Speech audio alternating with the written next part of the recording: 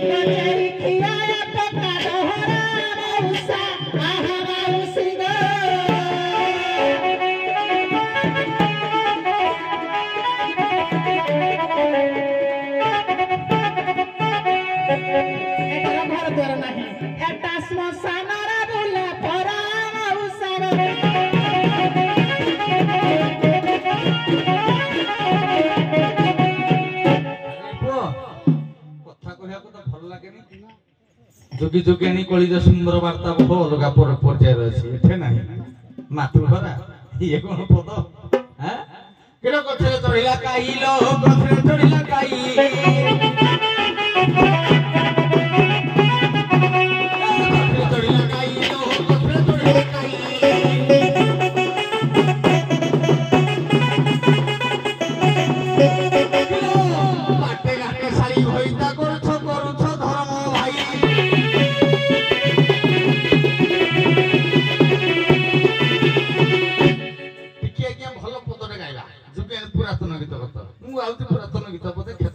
मन पड़ा कि ये जोगियाणीटा थिला प्रधान है ये जोगियाणीटा थिला